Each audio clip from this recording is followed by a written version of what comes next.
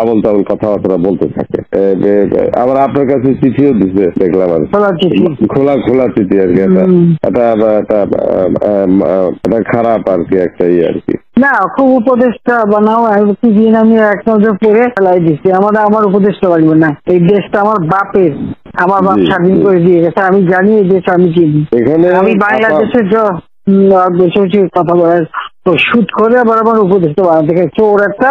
ও বলছে গ্রামীণ ফোনে সব ইনকাম গ্রামীণ ব্যাংকে যাবে, যে টাকা গ্রামীণ ব্যাংক গরিব মানুষের সাহায্য করবে। আর এই কথা করে আমার কাছে ওই গ্রামীণ ফোনের ব্যবসা দিয়ে ইউজ একটা টাকা পর্যন্ত গ্রামীণ ব্যাংকে দেয় নাই। আমি 400 কোটি টাকা গ্রামীণ ব্যাংকে দিচ্ছি, 400 কোটি টাকা। ওটা তার অন্যান্য প্রতিষ্ঠানে লাগাচ্ছি। না না, তখন গ্রামীণ ব্যাংক ফাইলে বক্সে ঢুকাই দিই। গ্রামীণ ব্যাংক তখন ওই শেষ হয়ে চলে যাচ্ছিল, ওর বদলতে গ্রামীণ ব্যাংক মাঠে বসে গেছিল। ও তো সব ব্যাংকের সব টাকা তো লুচি খেয়ে গেছে।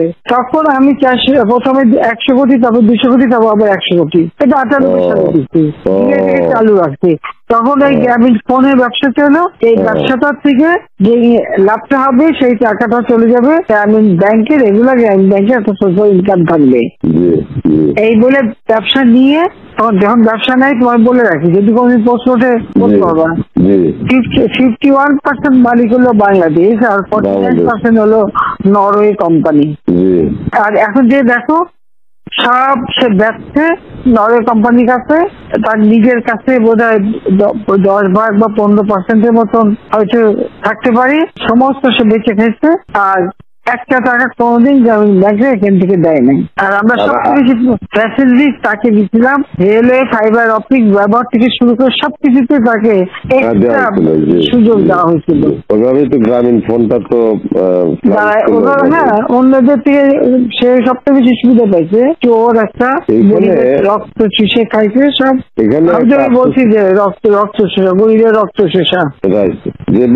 30% তার হিসাব করলে 30% সুদ হতো। সে যা গ্রামীণ মানুষকে যে লোন দিত, তাতে তার যে কম্পাউন্ড ইন্টারেস্ট যদি আপনি ক্যালকুলেশন করেন, 40-47% দিয়ে যেত। দেখে এমন হয়, তাহলে আর লোকের আর কি থাকবে, ও তো গরিব আরো বেশি করে হয়ে যাবে।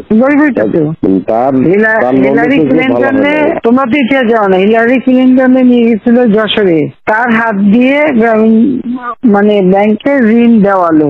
এরপর সেই লোকগুলি সাধারণ গরিব লোক, হরিজন গ্রুপ, তারা ওই এলাকায় আর থাকতেই পারে নাই, কারণ ওই ইন্টারেস্ট দিতে তারা ফকির হয়ে নিজের যে বাড়িঘর ভিটা মাটি তাও কেড়ে নিয়ে গেছে। তারপরে তারা ওই এলাকা থেকে হারাই গেছে। দেন আমি খুঁজছি, একজনের পাশে খাগড়াছড়ি, সেখানে যে এসে কাজ করে খায়, আর একজন কোথায় নীলফামারী নদী আসবে কোথায়, যে এরা ওই পরিবার সদস্য ওই এলাকা থেকেই হারাই গেছে।